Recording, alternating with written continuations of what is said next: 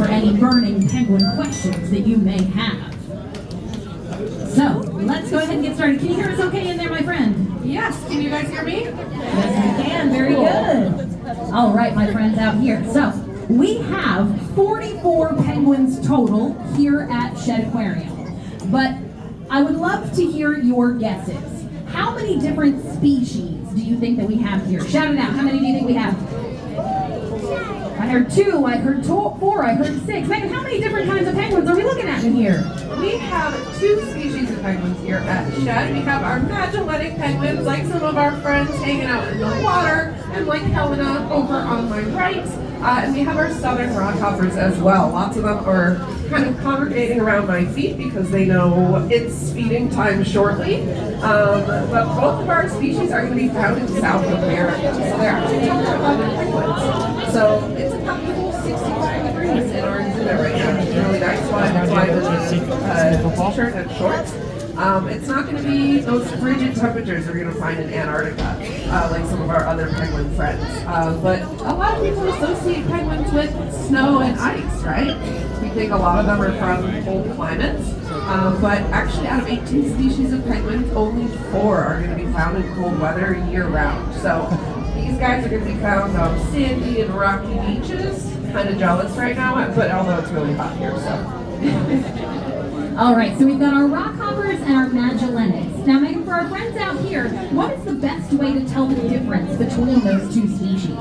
Great question. Yes, so some of our Magellanic penguins, like Helena over here, she is doing a wonderful job at being a Magellanic penguin. She has those 2 black bands right across her chest. She's also going to have those white C's right behind her eyes. She's also going to be the taller of our 2 species.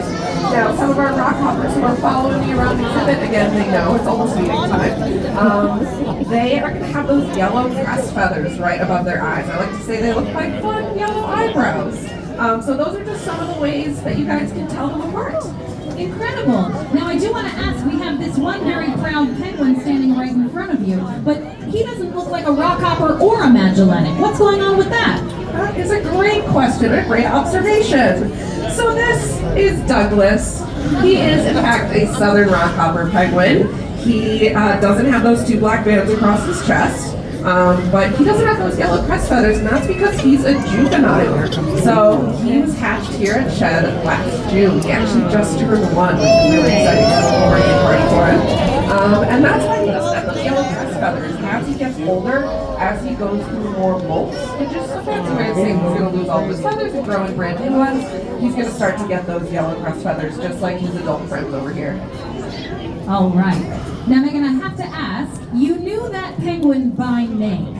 So can you tell the difference between all of these different 44 penguins that we have?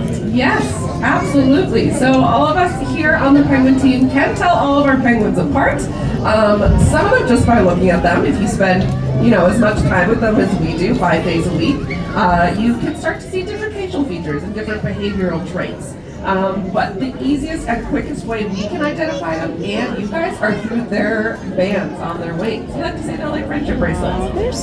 Each penguin is going to have a specific band with a specific color combination, and that's how we're able to tell them apart. So I'm using Helena for a lot of examples here.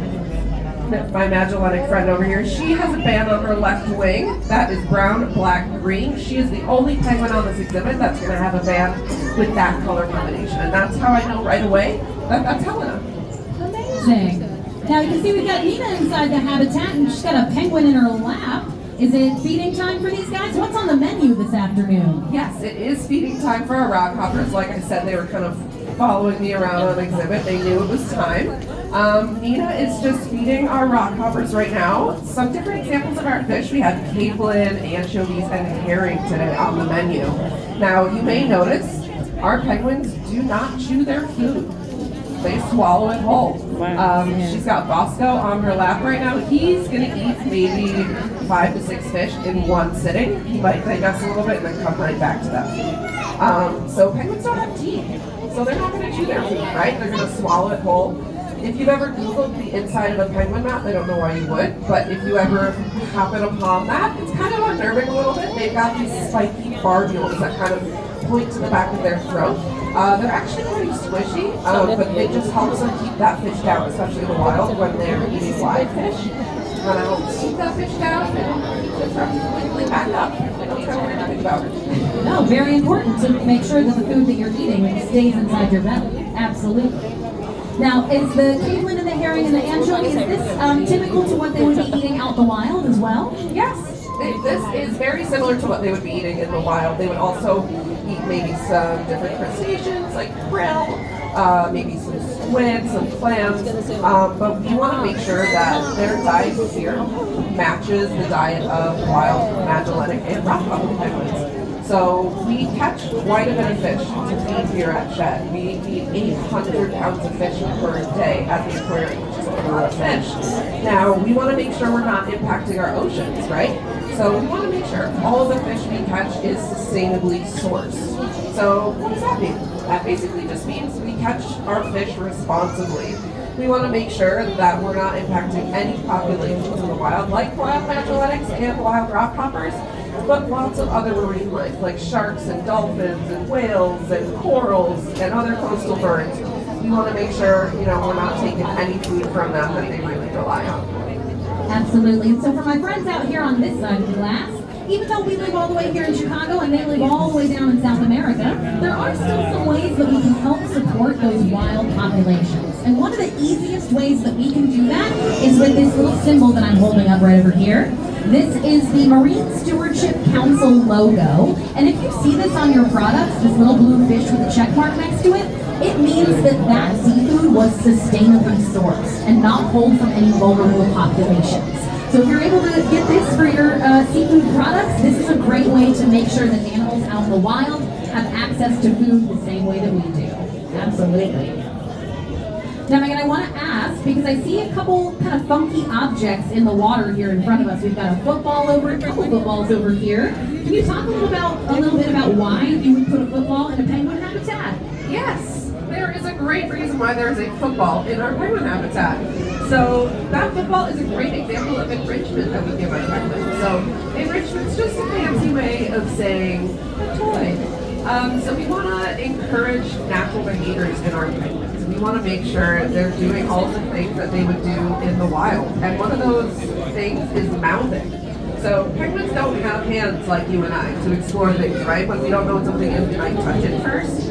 With these guys, they're going to explore everything with their beaks. So we want to encourage that. We want to make sure they're doing that, being curious, exploring everything with their beaks. So that's why we have a couple different objects in the water with a couple different materials. That we have something called a kelp bobber, so it kind of resembles that kelp that they can mouth at. Some different items as well. Sometimes we hang things from the assembly line to encourage mouthing, kind of pulling, tugging at it. So just a great way to stimulate their minds and encourage mouthful behavior. Amazing. Now, I did have a question over here before we got started with our program. Folks were asking about the temperature inside the habitat. So you said it's about 65 degrees, but this water is a little bit colder, correct? Yes, this water is about 58.1 degrees. I took that temperature this morning. It can be anywhere from 55 to 60 degrees. It really just depends on the season. But that is just like what these guys would find in South America. Same with this air temperature. All right, so with those kind of cooler waters that they're going to be swimming in, can you talk a little bit about how their feathers help protect them in those colder waters? Yes, those feathers are super important in protecting them from not only the cold water, but protecting them from the hot sun as well. So all of the black and white feathers that you guys see, that's the outer layer of feathers. They're called contour feathers. And that's going to help keep our penguins nice and waterproof. It traps all that heat in as well.